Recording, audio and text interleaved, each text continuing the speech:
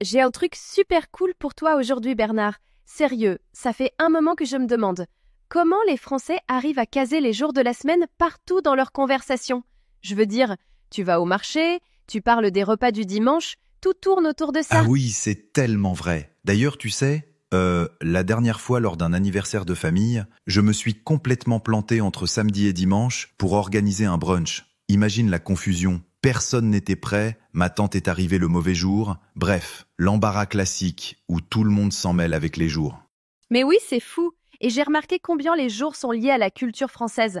Genre les fameux repas du dimanche midi ou même les vacances scolaires qui commencent souvent un samedi. Ça donne une couleur super particulière à la semaine, quoi. Exactement. Chaque jour prend un sens, tu vois ce que je veux dire? C'est limite une petite pièce de théâtre qui recommence chaque semaine. Bon, alors, on y va doucement, Bernard. Les 7 jours, on les fait version express? Je me plante toujours, franchement, entre mardi et mercredi. J'ai beau les répéter, il y a toujours ce truc qui cloche dans ma tête. Ouais, bien sûr. Allez, on y va. Lundi, mardi, mercredi, jeudi, vendredi, samedi, dimanche. Simple, mais efficace. Mais alors, pour ne plus inverser mardi et mercredi, tu veux un secret? Les enfants retiennent ça avec une phrase rigolote. Maman mange mercredi. Tu remarques? M, M, M. Bon, ça marche dans ma tête. Enfin, la plupart du temps. Oh, mais c'est pas mal en fait. Et toi, tu t'es jamais trompé entre jeudi et mardi? Je suis sûre, je suis pas la seule à qui ça arrive. Franchement, moi aussi ça m'arrive. Surtout dans ma première année d'enseignement. Mais maintenant, avec les astuces, ça devient un automate, presque. Alors, tu veux du croustillant? Il y a remettre à demain, évidemment, et puis vivre au jour le jour. C'est marrant parce que les jours servent à tout. Procrastiner, profiter. J'adore ça. Attends. Remettre à demain. Ça veut dire quoi, genre faire la sieste et rien faire aujourd'hui? Non, attends, c'est complètement à côté, hein. Pas loin. Mais non, c'est juste remettre au lendemain. Tu procrastines, voilà. Et le côté imagé, c'est vraiment typique du français. Les jours reviennent parce qu'ils rythment tout. Les proverbes, les habitudes, le temps qui passe. C'est vrai. Ça donne l'impression que chaque jour a une ambiance, un caractère même. Ouais, et faut dire, chaque jour a sa petite réputation. Tu sais, le blues du lundi matin, les délires du vendredi soir. C'est tout un rituel. Moi, mercredi, c'est ma journée maquette de train, j'avoue. Et bon, en France, c'est le classique. Le mercredi, pas d'école. J'ai pas d'enfant, mais mon train miniature, il prend vie ce jour-là. Et moi, ça me fait penser au marché du samedi matin. Cette odeur de fruits, les gens qui papotent, ça continue dans pas mal de villages. C'est vraiment ancré, tu sens? Tiens, question qui me turlupine. Pourquoi on dit toujours le week-end, alors qu'on pourrait dire juste la fin de semaine? Ah, ça c'est drôle. En Belgique, fin de semaine, c'est carrément le week-end. Alors qu'au Québec, ça veut pas dire pareil. Je me suis trompé une fois. Je racontais mon samedi, et là-bas, fin de semaine, c'est la semaine suivante. Donc personne pigeait rien. Et puis, même les puristes français, ils finissent par dire week-end. C'est rentré dans le langage courant, quoi. Bah oui, c'est comme si c'était le mot universel. Mais alors tout le monde s'y retrouve? Ou pas, apparemment. Mais dis-moi, Bernard, comment tu fais pour bien parler des jours, genre passé, futur, là? J'ai toujours ce doute, c'est dernier ou prochain? Ou alors on met ce? Bonne question. Tu vois, ce lundi, c'est le lundi de cette semaine. Lundi dernier, c'est celui d'avant. Lundi prochain, c'est, celui qui vient. T'as aussi des gens qui rajoutent le en mercredi. Mais c'est rare et vraiment familier. Genre, ce jeudi, je fais du yoga. Jeudi prochain, je dors. Voilà. Absolument, c'est ça. Pour sonner naturel, faut jongler un peu. Mais ça vient vite. T'étais nickel, là. Ouais, et puis entre potes, on va vite. Hordez-vous mar aprèm ou réhule un matin. C'est la rapidité qui prime. À l'écrit surtout. Ça me rappelle une fois où un collègue m'a envoyé réu marsoir au lieu de mercredi soir. On s'est tous plantés d'agenda. C'était le grand n'importe quoi, personne au bon endroit. Faut se mettre d'accord, vraiment. Surtout parce qu'en français, si tu rates le jour, t'as tout faux et personne ne vient. Tu sais, Bernard, j'ai un souvenir de dimanche pluvieux raconté par ma grand-mère. Elle disait toujours qu'un dimanche sous la pluie, ça donne une humeur bizarre, tu trouves pas? Tu vois très bien, tu sais. Et dans la chanson française, t'as le lundi au soleil et tout un tas de proverbes. Les jours de la semaine font vraiment le décor de l'humeur collective. C'est fou. Ouais, comme s'il y avait une météo spéciale pour chaque jour. Genre, le vendredi soir, c'est toujours la fête, peu importe le temps. Et tu remarques dans la pop culture, il y a des titres comme Jamais le dimanche ou Vendredi 13. Les jours sont partout. Attends, on pourrait s'amuser? Genre une pub pour du café. Réveillez-vous chaque mercredi comme si c'était un vendredi. Ça le ferait, non? Carrément. Façon quiz, quel jour avez-vous envie d'être aujourd'hui? Choisissez votre humeur. Ça met de la vie tout de suite. Allez, 3 astuces pour sonner natif. 1. Place toujours le jour avant l'activité. Genre mardi, je. 2. Amuse-toi avec les abréviations. 3. Essaye d'introduire les proverbes. Ça fait local tout de suite. J'adore ça. Moi, mon préféré, c'est d'utiliser les proverbes. Franchement, ça donne du style à la conversation. Et je crois que c'est ce qui donne le plus envie d'oser, même si on se trompe un peu, non? Absolument. Faut essayer, faut pratiquer. C'est comme ça qu'on devient à l'aise. On réalise vite, en fait, que les jours structurent tout ce qu'on fait. Entre le sport du jeudi, la réunion du lundi matin, le marché du samedi. Oui, ça influence la culture, mais aussi la façon dont on planifie. Par le boulot, sortie, tradition. C'est partout, dans les agendas, les conversations à la machine à café. Et pour rendre ça naturel, tu racontes tes propres habitudes. Genre, chez nous, le vendredi soir, c'est pizza. Et hop, la magie opère. Un bon exercice pour les auditeurs. Racontez votre semaine, mais avec les jours en vedette. Parlez à un ami, ou même enregistrez-vous, vous verrez, on progresse en 2 temps, 3 mouvements. Et faut garder l'œil ouvert. Dès qu'il y a un truc à dire, genre « il pleut ce matin » ou « on sort jeudi », hop, une occasion de placer un jour sans y penser. Un calendrier visuel, une appli sympa, tout ce qui aide la mémoire, c'est bon à prendre. On y revient, mais se raconter la semaine, c'est vraiment un super moyen pour devenir fluide. Même à voix haute, sous la douche. Repérer les moments quotidiens pour placer les jours, c'est malin. Ça rend le français tellement plus naturel. Genre, demain il faut que je, ou ce samedi. Et puis pourquoi pas rendre ça visuel? Appli, petits dessins, post-it, tout marche.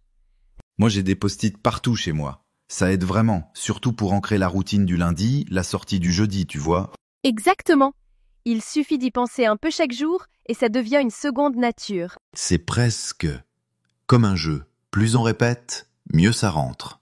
Alors Bernard, t'as déjà conseillé à tes élèves de s'enregistrer quand ils racontent leur semaine, genre en mode journal intime audio? Tout le temps. Ça dédramatise, tu sais. Et on se rend compte parfois qu'on connaît déjà pas mal d'expressions, mais on les dit pas spontanément. Après, en pratique, ça vient naturellement. Tu sais, c'est bête, mais une habitude toute simple comme vendredi je fais les courses, ça marche à chaque fois. Absolument. Et s'enregistrer ou parler devant le miroir, c'est sans risque. Personne ne juge. On progresse petit à petit. C'est ça qui compte. On oublie souvent, mais même les tout petits progrès, ça motive pour y aller.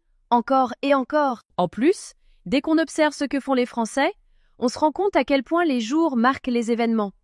Comme le marché du samedi ou la réunion du lundi. Oui, et raconter une journée typique en français, ça fait tout de suite plus authentique. Même quand on improvise, l'important c'est de préciser le jour, tu vois. Un calendrier, un dessin, de petites astuces visuelles. C'est ça qui rend la routine plus fun et plus efficace. Allez, un dernier conseil pour la route. Plus on pratique, plus ça devient naturel. Un petit effort chaque jour, on gagne vite en aisance, c'est garanti.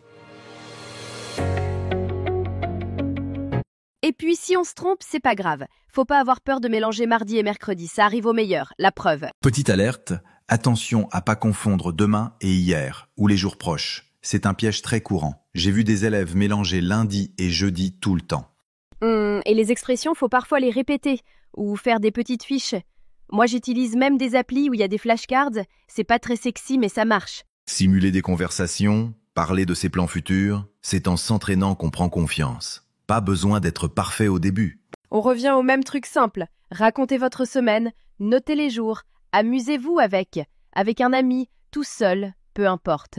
Le naturel, c'est juste une question de pratique et de petites astuces. Un peu comme quand tu apprends à cuisiner une nouvelle recette, faut essayer plusieurs fois. Ouais, et même les recettes ratées, c'est pas grave, on recommence demain, voilà. Bon Bernard, je crois qu'on a fait un vrai tour du cadran, enfin, de la semaine. Franchement, si vous essayez 1 ou 2 trucs qu'on a partagés, vous allez vite parler comme des pros, ou du moins, comme des gens vraiment vivants. Ouais, faut juste oser, se planter parfois, et recommencer sans se prendre la tête. Parce que le français, c'est aussi vivre chaque jour, pas seulement les apprendre par cœur. Merci à tous pour votre écoute sur French Listen. Bernard, trop contente d'avoir papoté avec toi. Pareil Sandra, c'est toujours un plaisir.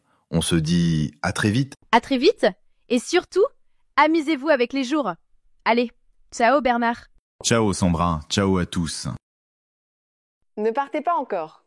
Regardez maintenant la deuxième partie de l'épisode, elle vous réserve encore plein de conseils utiles et de surprises. Et si ce podcast vous a plu, pensez à vous, s'il vous plaît, abonner et à cliquer sur j'aime pour nous soutenir. Bonjour À et tout de suite bienvenue dans la pour suite cette de deuxième l'épisode. partie de notre épisode sur les jours de la semaine en français. Je suis Sandra. Et moi, c'est Bernard. Nous sommes ravis de vous retrouver pour ce nouvel épisode de French Listen, le podcast qui vous aide à parler français comme un vrai natif. Dans la première partie, nous avons vu comment bien prononcer et utiliser les jours de la semaine au quotidien. Aujourd'hui, nous allons explorer quelque chose de plus intéressant. Les expressions idiomatiques liées aux jours de la semaine. Exactement, parce que pour parler comme un Français, ce n'est pas suffisant de connaître les mots. Il faut aussi connaître ces petites expressions qui font toute la différence. Alors Bernard, on commence par quel jour? Commençons par le début de la semaine, lundi. Et quelle est l'expression la plus connue avec lundi à ton avis? Oh, je pense que c'est avoir le cafard du lundi. Ou avoir le blues du lundi. Tout à fait. En anglais, on dit Monday Blues, et en français c'est pareil. C'est cette sensation un peu déprimante quand on retourne au travail après le week-end. Comme dans « J'ai vraiment le cafard du lundi aujourd'hui. Le week-end est passé trop vite. Parfait exemple. Et on dit aussi faire le pont du lundi, quand on prend un jour de congé le lundi pour prolonger le week-end. » Bah oui, comme dans « Je vais faire le pont du lundi pour avoir 3 jours de repos. » Passons maintenant à mardi. Est-ce que tu connais des expressions avec mardi? Mardi... Ah, il y a l'expression « mardi gras ». Absolument. Mardi gras, c'est le jour où l'on fait la fête avant le début du carême, avec des crêpes, des beignets. Et des déguisements et des carnavals dans certaines régions. Mais ce n'est pas vraiment une expression idiomatique. T'as raison. À vrai dire, mardi n'est pas le jour qui inspire le plus d'expressions en français. Mais on peut quand même mentionner se donner rendez-vous mardi à la Saint-Glipien. Oh, ça c'est intéressant. La Saint-Glinglin, c'est un jour qui n'existe pas, donc ça veut dire... Exactement. Ça signifie jamais. Comme quand quelqu'un te dit « Je te rembourserai mardi à la Saint-Glinglin ». Ne compte pas trop dessus. J'adore cette expression. Bon, et pour mercredi, est-ce qu'il y a des expressions particulières? Alors pour mercredi, il y a l'expression « Mercredi, c'est ravioli ». Ah bon? Je ne connais pas celle-là. C'est une référence à une ancienne publicité française. C'est devenu une expression pour désigner une habitude alimentaire régulière. Comme « Tous les mercredis, on mange des pâtes chez nous ». Oh, un peu comme ces familles qui ont un menu fixe pour chaque jour de la semaine. Exactement. Et on dit aussi parfois « mercredi, jour des enfants », car traditionnellement, c'était le jour sans école. C'est vrai que pendant longtemps, les enfants n'avaient pas classe le mercredi après-midi. Mais passons à jeudi. Est-ce qu'il y a des expressions avec jeudi? Alors là, laisse-moi réfléchir. Ah, il y a la semaine des 4 jeudis. Oh oui, c'est une expression vraiment sympa. Ça désigne... Une période qui n'arrivera jamais. Puisque, évidemment, une semaine avec 4 jeudis, c'est impossible. C'est comme dire quand les poules auront des dents. Exactement. On l'utilise souvent avec les enfants. Par exemple, tu pourras te coucher tard. Oui, la semaine des 4 jeudis. C'est ça. Et maintenant, vendredi. Je crois que là, on a une expression très connue, non? Vendredi, tout est permis. C'est ce qu'on dit pour... Oui, c'est l'idée que le vendredi, comme c'est la fin de la semaine de travail, on peut se relâcher un peu, faire la fête. C'était aussi le nom d'une émission de télévision présentée par Arthur, où, effectivement, tout était permis. Ou presque. Et puis il y a aussi l'expression vendredi 13, qui est considérée comme un jour de malchance dans la culture populaire française. Comme dans « Je me suis cassé la jambe à vendredi 13, je te jure que ce jour porte malheur ». Et n'oublions pas l'expression vendredi saint, qui désigne le vendredi avant Pâques dans la tradition chrétienne. Oui, c'est vrai. Bon, et samedi maintenant. Pour samedi, je pense à l'expression samedi tout est permis, qui est une variante de celle du vendredi. Et il y a aussi samedi c'est tentation, qui vient d'une pub pour des pâtisseries, je crois. Mais franchement, ce n'est pas le jour qui inspire le plus d'expressions. Non, c'est vrai. Par contre, dimanche.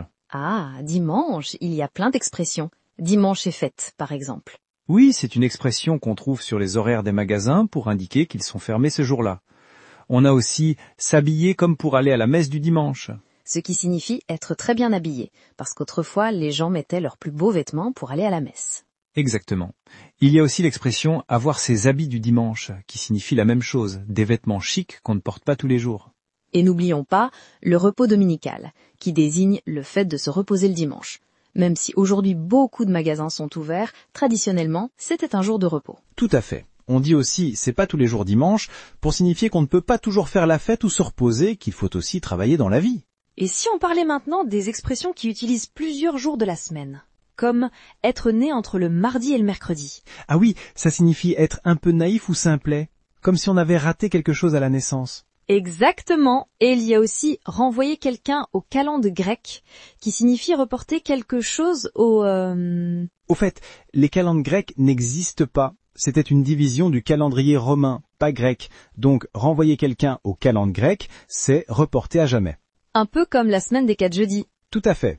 Il y a aussi l'expression « travailler du lundi au dimanche », qui signifie travailler tout le temps, sans repos.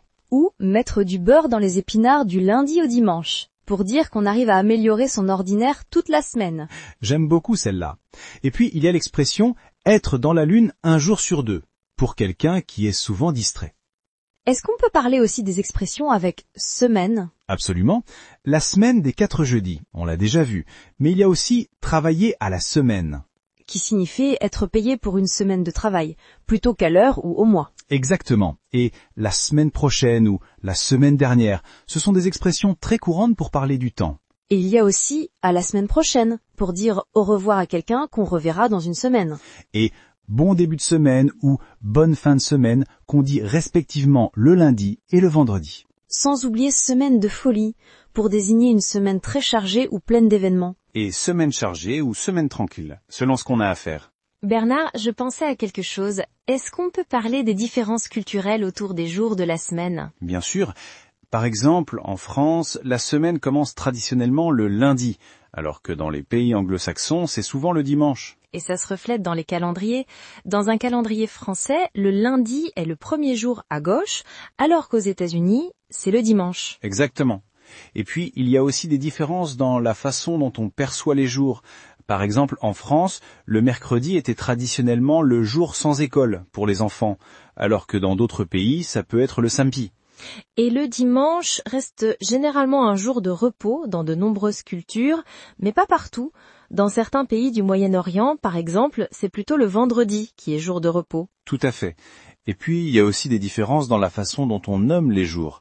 En français, ils viennent des dieux romains et planètes. Lundi pour la Lune, mardi pour Mars. Mercredi pour Mercure, jeudi pour Jupiter, vendredi pour Vénus et samedi pour Saturne. Et dimanche, c'est le jour du Seigneur. Exactement.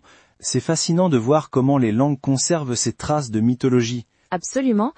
Et pour finir, tu connais d'autres expressions avec les jours de la semaine que nous n'aurions pas mentionnées ?